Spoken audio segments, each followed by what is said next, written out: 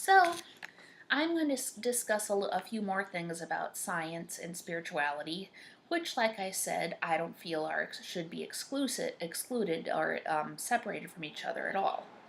One thing I don't understand is that at the same time, you have some pagan and New Age people who are completely against science, who think it's, way too rational and it has no feeling, and that, you know. But I feel that the reason that they often feel that way is because so many scientists are atheists or agnostics, and what a lot of scientists do is that they tend to, basically either say that there's no proof that spirituality or God or the afterlife exists, but some of them tend to just be really fundamentalists themselves about it and just make fun of it and say that, oh, it's for the weak. You're a weak coward if you want there to be life after death, accept what there isn't, and stuff like that. I really don't see why that should be. And of course, a lot of atheists will point out too, well, why is the world unfair? Why can't God fix the problems in the world? I kind of have my own interpretation for that, because I also have issue with a lot of the reason that a lot of spiritual and religious people give for why the world is unfair, meaning that if so bad stuff happens to you or to somebody else, or bad stuff happens to the world, it's kind of because they have to, it's a lesson that they have to learn. It's a test or a trial from God, and if you end up permanently injured or sick, or never getting something back that you got that other people got when they were little. Say you wanted something as a child but you didn't get until you were in your 20s, 30s, 40s, whatever. It's because God had a plan for you and you needed to learn from that. I don't even agree with that. I don't believe that things are necessarily sweeter if you wait for them. That's one reason why I support the presidential candidate Vermin Supreme and his time travel research. I hope as many science, time travel, Back to the Future, Spielberg, whatever geeks who are listening to this also can hear this message and possibly vote for Vermin as well. I kind of want to vote for Bernie because it's more likely he'd get in, and if he doesn't get in, Trump and Hillary are both jerks. But another part of me thinks that, I really want to vote for Vermin. I just hope that he gets enough votes to get in. But the only way he can get voted for is if enough people, say if everyone in the furry, therian, kin, autistic community voted for who is registered to vote. And I think everybody should be registered to vote because voting does help create change. It's a big indicator for helping the world. Vote for Vermin Supreme, and if anything in life you had to wait for, possibly his time travel research, we could all give it to our younger selves. So, of course, there's a lot of stuff that needs to be worked out. Nobody knows how to do that. You have to make sure that it doesn't cause major screw-ups in the history of the world or in the space-time continuum, but that hasn't even been studied yet. It is just barely being studied. But the only way it could possibly be studied, one of the only ways it could be, is if Vermin gets voted in. So, enough about my political rant. And so science versus spirit. Now, the reason I say spirit as opposed to religion, even though I practice a definite form of Judaism, I do not consider myself religious. I consider myself spiritual, because religion usually defines organized religion, an organized belief system based on doctrine, on rigid religious laws and commandments, and on going to a building like a church, synagogue, or mosque weekly. I do not go to synagogue. The only time I do is for certain special events, like holiday events, and if there's a ceremony at a very liberal, and by that I mean pretty darn liberal synagogue with one of my friends, I might do that. But in general, I do not go to synagogue. I don't go to shul every Sunday because the earth is my synagogue. As a four-footed Jew, the earth is my synagogue. Um, in general, I find sitting in a building for an hour with a bunch of strangers to be incredibly man-made and artificial, and not less close to God than being out in the forest. So, now, what was I going to say? For science, what was I going to say? I forgot what I was going to say. So, oh yeah, One issue that I have sometimes with certain people and certain movements, and this seems to be especially, a big thing now in the furry community. During the previous decade, it was a common thing in the kin, therian, and furry communities to be pagan, especially Wiccan, or New Age, or to practice Native American beliefs or Eastern religion. In some cases, it still is, and with a lot of therians and kin, spirituality tends to be a little more common than atheism, although there are a lot of atheist kin and therians. But what seems to be more in vogue this decade in the furry community is atheism. And a lot of fellow furries seem to think that atheism is really cool. Not only is it, the fact of life, but there's something cool about it. They think it's sort of like a fad. And I noticed during the previous decade, the pagan and Wiccan furries seemed to have a similar attitude towards Wicca, like it was cool. Um, and for one thing, I don't think you should have an entire worldview just because you think it's cool, like it's in style. It should really be how you feel about the world. Now, I respect anybody's decision to believe whatever they want. Um, on the condition, I do feel that you have to believe that non-human animals do have souls, because I find believing that non-human animals don't have souls just as offensive as believing that groups of humans don't have souls. And as I have mentioned before in my video on religion and environmentalism, the Torah and Bible themselves confirm that and agree with me on that, in fact. So, well, um, so you have these atheist memes and blogs and everything. You have Philip Pullman and his dark materials, and you have certain just things where like atheism is cool in the furry community. One thing that it reminds me of, though, it is, again, if you're an atheist, it's your choice. I think it's sad, but you have a choice to be an atheist. So, one thing it reminds me of, though, when I was a kid in the 80s and 90s, and the 80s and 90s, you tended to have like these science shows and educational memes for kids pre-internet that tended to say that, oh, you know, anything mythical is going to stereotype non-human animals in a negative way. They equated all non-human totemism or mythology with hatred of the wolf, which is completely ludicrous, because hatred of the wolf is not actually mythical. It's more of a human psychological hang-up, as I mentioned in my Why Boycotting TLK is Ridiculous video. So, say for one thing, at the Boston Museum of Science during the 80s, and possibly during the 70s, I wasn't alive then, so I don't know, but during the 80s definitely, they had an owl named Spooky, a real owl, who was one of their resident animals, and at the museum they had a cartoon. You had some film strips and in the museum where you had the cartoon version of Spooky, and kids would interact with like the sort of video cartoon of Spooky on the screen, with sort of like that 80s kid interacting, on TV museum exhibit thing. So, something I noticed about the Science Museum is that back then is that it tended to say, oh, science is cool and it's alive and it's fun, but in some cases they tried to convince kids that a logical, rational explanation via science was so much cooler than a spiritual view. They almost talked that that truth was stranger than fiction, at least a rational view of the truth.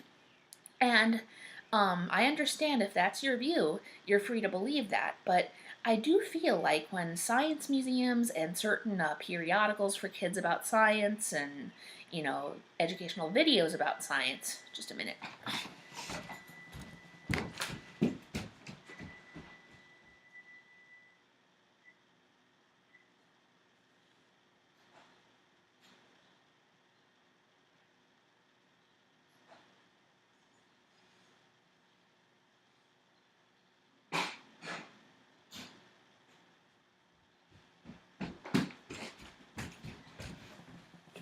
Sorry, I just had to take some vegetables out of the oven. But to say that for educational videos, and they often use cartoon animal characters. Ironically, they would use like a cartoon version of Spooky the Owl at the Boston Science Museum, and they'd use little cartoons and, fun songs and videos and sketches, and telling kids that, like, mythical creatures might be kind of cool, but I think that the real versions of mythical creatures or real creatures are so much cooler. There is an issue I have with that, in that it's almost like uh, it's what people accuse Philip Pullman of doing today, basically indoctrinating children into atheism or into thinking that a rational, logical, non spiritual, non mystical way of viewing nature is cooler, is basically better than a so called pseudoscientific, supernatural New Age view. I feel if adults feel that way, that's okay, but it's really not fair to try to push that on children. And that, of course, was the 80s and early 90s way they did it. So, well, for luckily what has happened is that science museums and a lot of those periodicals have kind of changed and become more open to the possibility of magic and mysticism being reality. So as of now, you have a lot of exhibits at the Boston Science Museum and other science museums. They're often traveling exhibits of mythical creatures, of Harry Potter, of different movies and TV shows and such. You have some atheists wringing their hands and say, why are they showing this crap at science museums? It was better when they were just about science and they taught kids, via Spooky the Owl and all those, rational teaching cartoon characters, the equivalent of the polar bear thing and the demon animal thing and his dark materials, about science being cooler than pseudoscience. I actually think it's good that they're starting to find a balance. They're starting to teach kids what Albert Einstein had always felt and had taught. That, you can't really have science without religion and vice versa. So, even Ranger Rick Magazine, as much as I hate to, criticize Ranger Rick Magazine, in general, I loved that magazine as a kid, and I loved the Deep Green Wood adventure stories, and Scarlet Fox, by the way, was one of my major role models. She was like my major role model, and somebody I wanted to be as a kid and a preteen. Not fashion icons, not sports players, um, not rap stars. The creature I wanted to be and that I admired the most was a furry character, Scarlet Fox from Ranger Rick. And, truth be told, I now kind of live a life kind of like her, devoted to, caring about the earth, with a tail, and part, non-human animal. So, and I'm happy that way. So, but the problem but sadly, what happened in the 80s and early 90s is that sometimes, at certain times, Ranger Rick Magazine did discuss mythical creatures like mythical dragons and their real life equivalents, and occasionally Ranger Rick the cartoon, fictional raccoon, would be saying, well, these people who wrote the magazine would be pretending that Ranger Rick was saying, I think that the real dragons are much cooler than the mythical dragons, because rationally you can prove that they exist. The magazine, I think, in general is cool, and I think it did have a lot of imagination and magic with the cartoon Deep Green Wood characters, and the fact that it does teach science is a good thing, but to say that real, rationally proven creatures are cooler than mythical creatures, that's kind of not cool. I feel that is sort of indoctrinating kids into atheisms in somewhat similar way to what Philip Pullman is accused of doing now to kids. So, um, I personally believe that mythical creatures do exist, just not on the physical earth plane. I believe that there are other spiritual realms of existence where mythical creatures do exist. That I think they literally do exist in those other realms, which I also believe exist. I do believe that in parts of underneath the earth, there is what is mentioned in Tales from Watership Down, the sequel to Watership Down, as the kingdoms of yesterday and tomorrow, where creatures thought extinct or creatures who are often endangered today are hiding out. And if the human race solves its issues and stops doing what it's doing to the world, then those previously thought extinct creatures will come back out of the earth and join in the new peaceful, clean environmental paradise. Um, There are Indian legends that whole herds of buffalo, because most buffalo today are not completely wild, they're semi-domestic, but whole herds of the original genetic, um, genetically pure, completely wild buffalo are hiding under there in the kingdoms of yesterday and tomorrow. Or, I don't think, well, Native Americans don't really refer to it that way, but that's how I refer to it. And it's the same kind of idea, that way. So every single time, recently people have occasionally seen sightings of creatures thought previously extinct. The ivory-billed woodpecker, for one thing. There have been reports of thylacines being spied in Tasmania for years. And then there was a coelacanthus fish caught in the sea, although that was thought to not have been made extinct by humans, so that was probably a freak occurrence of a natural extinction. But again, I really don't know. I don't know too much about those ancient fish, so I can't really speak about them. So, but then you also have, like just a few years ago, like 2 or 3 years ago, they had this little species of musk deer, once thought extinct, made an appearance. I kind of believe that those, every once in a while, creatures like that emerge from out of the subterranean realms of the kingdoms of yesterday and tomorrow. And I kind of have a feeling that both the kingdom of yesterday and the kingdom of tomorrow are kind of one and the same kingdom. Because the yesterday refers to thinking those creatures existed yesterday but not in the present, and tomorrow hints that tomorrow, if the human race can clean up its act tomorrow, in the future, then they can once again, populate the earth in the future, aka tomorrow. So I have a feeling that every once in a while, one of those creatures makes an appearance on Earth to sort of as an omen for the human race to really clean up its act, so that once again they can possibly come back to life. So speaking of which, that can all for Christians who, have a more earth-based view, which I feel all religious and spiritual people must have, all people in general must have an earth-based view. As for reasons I've discussed before, is that, a creature thought previously extinct but coming back to the earth to live on the earth is almost like, Jesus being resurrected. It's a miracle in that, somebody who thought to be dead comes back from the dead and back to life. And that, even though I'm Jewish, I'm not Christian, I find that incredibly heartwarming. Same thing with dinosaurs, and that, dinosaurs being chosen by God to, die as a group of reptiles but be resurrected as birds, as his messengers, is, you could be seen from a Christian perspective as an example of a resurrection that happened billions of years ago before Christ was resurrected. Possibly that could be, that could help Christians be less against evolution and less insistent on teaching intelligent design, but more seeing evolution and other aspects of science as more in harmony with their religion. So one thing about that too is that the idea of angels being part human, part bird, human-bird hybrids essentially, that's not usually talked about in the Bible. There's actually a mistaken idea often of what angels are thought of as.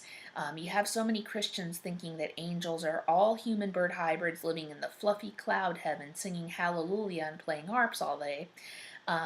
If you actually read the Bible and the Torah, it's not really that way.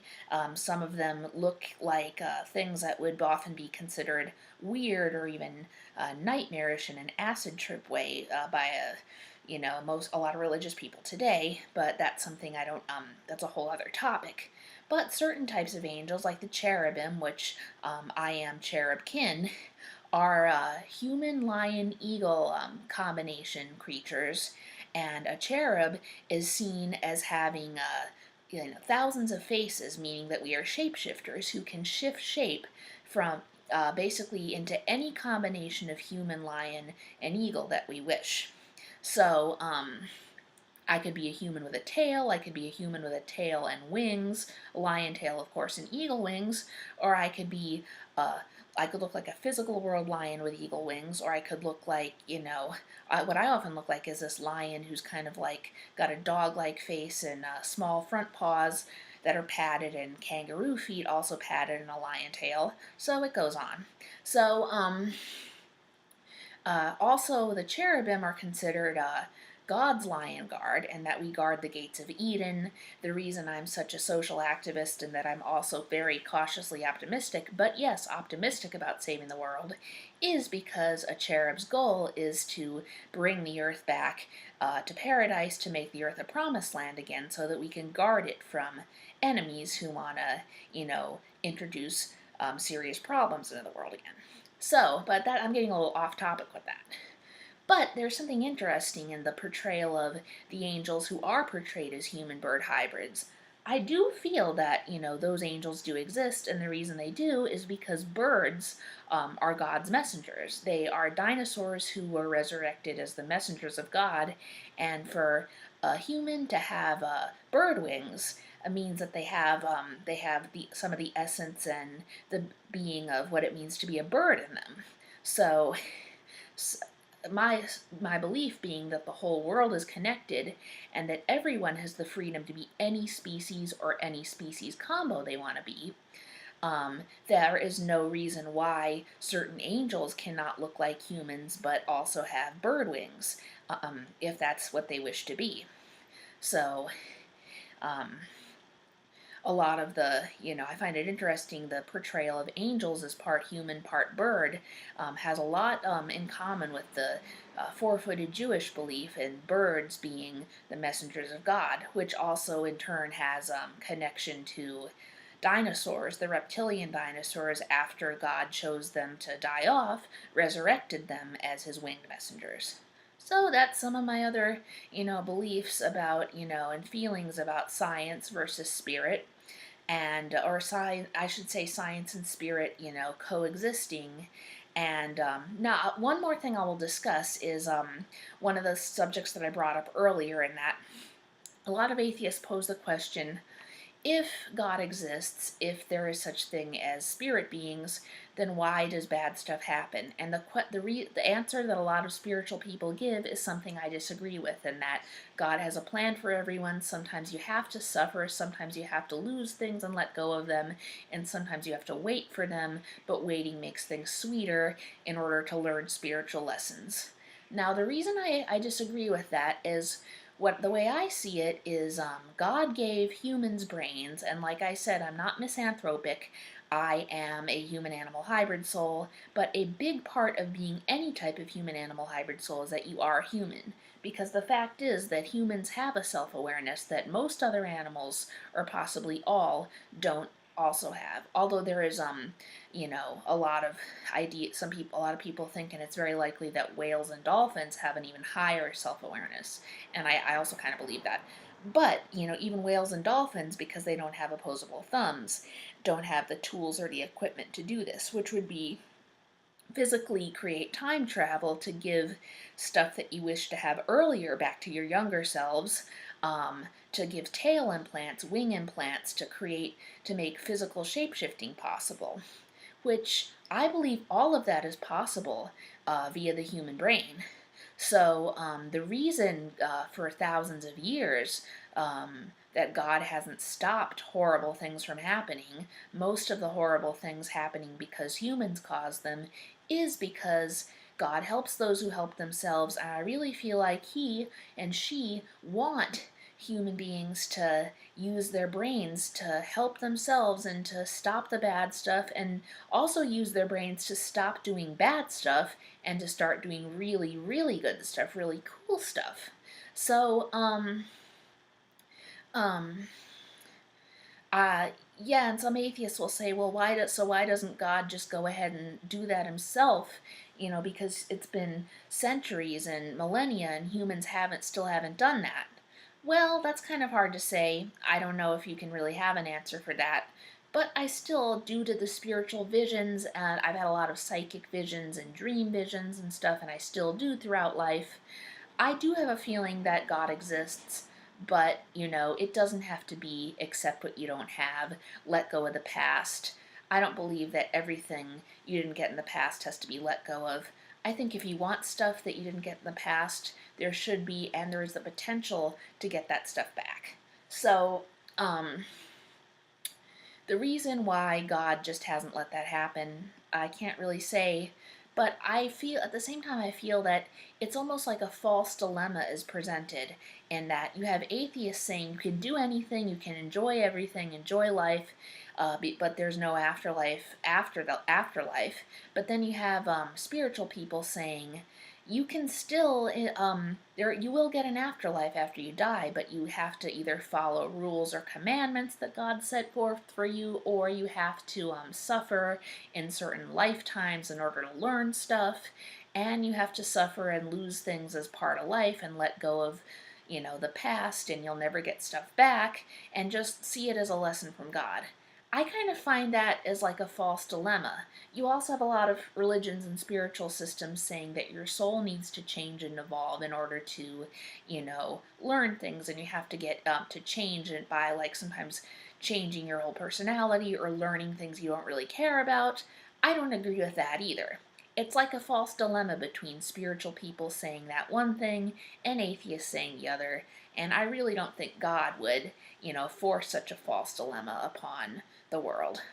As humans and as human animal hybrids, we have the brains to fix that, and yet God still exists and is kind, that even if our life sucked, we still get an afterlife. And I believe that with knowledge of time travel and also with the possibility of reincarnation, we can get we can really truly make up for sucky lives, for sucky stuff we had to deal with in life, not just let go of it. Bye for now.